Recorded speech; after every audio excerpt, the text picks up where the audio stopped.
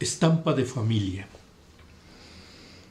Ricardo se revolcaba sobre la tierra, entre las hierbas rotas y las piedras del camino, luchando sin ruido contra el relámpago de dolor que se había incrustado en su carne y le roía las entrañas, tratando desesperadamente de tapar el agujero con los dedos y evitar que se le siguiera tirando la vida.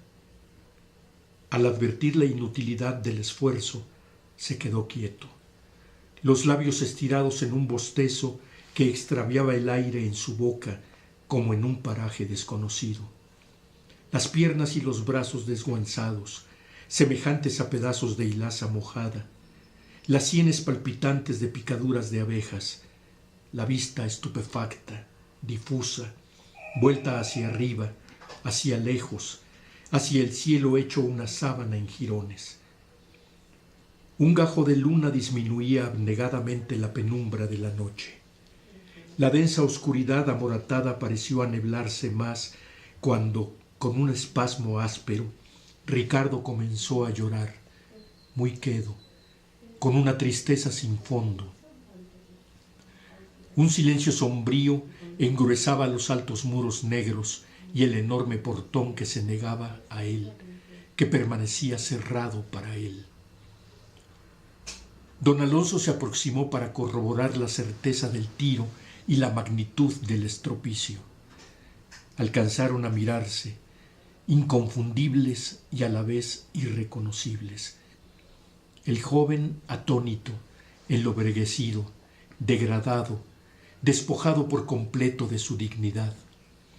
El viejo imponente, hostil, henchido de repudio, de rencor, obcecado en cumplir la sentencia, el castigo. Debió de pegarte más abajo, calculó con las mandíbulas apretadas. Te lo avisé, conste que te avisé, bien sabías lo que te esperaba.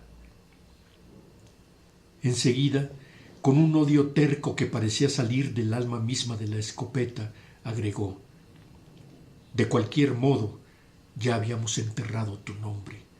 Para nosotros tú ya no existías.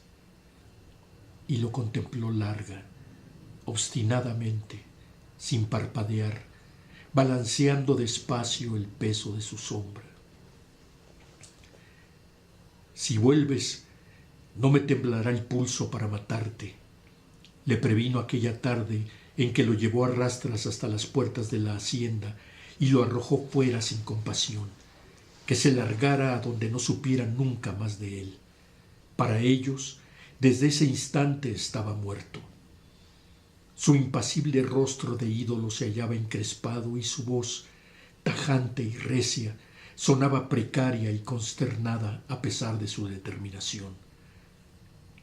De nada te valdrá ser quien eres. Te mataré igual. Te arrancaré el mal de cuajo si insistes en causarnos daño.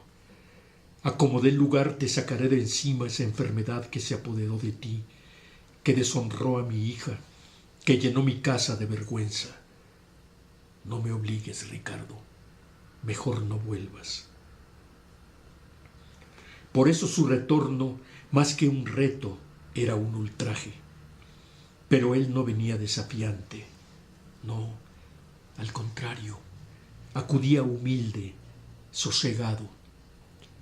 Haré lo que usted me pida, solo déjeme estar con ella, vivir al lado de ella y de mi hijo.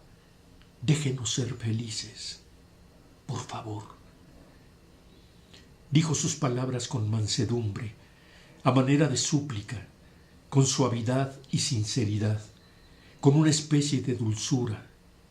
Incluso, apremiado por la esperanza del amparo y el perdón, acaso del milagro, humilló la frente. Su semblante y su demanda, no obstante, solo reavivaron las brasas del agravio, la brutalidad del encono. Porque tenía el arma en las manos, fue que don Alonso no le desbarató la cara a bofetadas. No podía creer lo que oía, lo que miraba. Por favor, sintió desprecio, repugnancia. La presencia de Ricardo era una provocación deliberada, una nueva y maligna vejación. El ojo ávido y artero de la escopeta redobló su furia. Don Alonso contrajo los músculos y disparó. La sangre que chorreaba la herida se hacía un lodo indiferente al contacto de la tierra, que distorsionaba sus pliegues, configurando un charco momentáneo, breve. Ricardo intentó arrastrarse otro poco, incorporarse. Los arañazos de sed caliente junto con el dolor de su estómago destrozado se iban apaciguando. A medida que se hundía en el sopor, como absorbido por un sumidero insaciable, se adormecía también su voluntad, se consumía su conciencia. Lo atrapaba el letargo, la amargura de sentirse tan inhábil, tan vulnerable. Supo que ahora empezaba realmente a contar el tiempo. Dentro de un rato amanecería. Debía llegar a la casa antes de que abriera el alba y la gente corriera el rumor de su regreso. Debía entrar a la casa para conocer a su hijo y para ver por última vez a su mujer. No podía rendirse a la muerte sin lograrlo. Isaura y él descubrieron una tarde que se amaban más allá de la antigua verdad de sí mismos. La conmoción, el vértigo, la temprana plenitud del hallazgo los llevó a olvidarse de la infancia y de la sangre que habitaba sus venas. Eran ellos la novedad de la creación, la apetencia pura del origen. Revivía en ellos el principio apasionado del mundo. Eran el misterio y la revelación. Su intimidad era bella y genuina como la naturaleza, un caudal generoso e infinito como el mar, como las estrellas. Pronto, sin embargo, se les plagó el alma de inquietud, de angustia, de miedo, y el deseo se les emboscó de agitaciones, de terrores y desdichas, soñar sin reposo, vivir sin sentido. Cuando su amor fue juzgado ignominia y la condena en misericordia cayó sobre ellos, Ricardo advirtió la encrucijada y comprendió que les había sido tapiado el horizonte. Si se quedaba, el precio lo pagarían su mujer y el hijo de los dos que ella atesoraba en su vientre. Por eso se doblegó y se fue. Porque don Alonso, incapaz de discernir, impotente para aceptar y legitimar la hondura de aquella autenticidad, le arrebató a Isaura de los brazos en cuanto se enteró de que le iba a nacer una criatura de él, y a él le impuso la distancia, el desarraigo que significaba la separación total, definitiva, la zozobra, la anulación. Ricardo pasó las horas del destierro consagrado al recuerdo de los muchos ayeres, ceñido a la evocación minuciosa, constante, incondicional de Isaura, padeciendo una fiebre continua de culpas, temores, obsesiones. La imagen de Isaura era el único valor de su memoria, y él con los brazos mutilados de ella, con la brújula del corazón perdida, sin consuelo y desolado. ¿Cómo plegarse a la sumisión sabiéndola sola? ¿Cómo resignarse a una existencia sin objeto, sin razón de ser sin ella? ¿Cómo cegar su indivisible destino?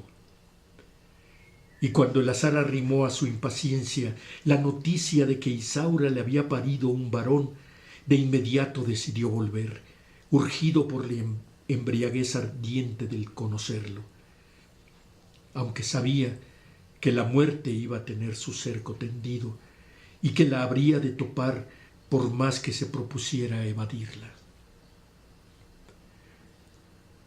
El cuerpo engarruñado de Ricardo hizo la tentativa de alzarse y volvió a caer, lento y torpe.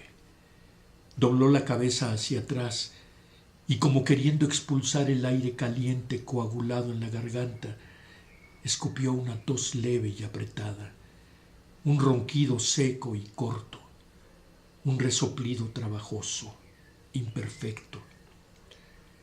La quemazón en el estómago se desbraveció por entero, experimentó una sacudida, apenas violenta, desesperada apenas, y acabó de irse. Cuando se quedó finalmente inmóvil, don Alonso, con la punta del pie, giró el bulto abatido, lo zarandeó un poco, observó la cara manchada de tierra y lágrimas y un rictus de incrédula desazón resquebrajó su ánimo.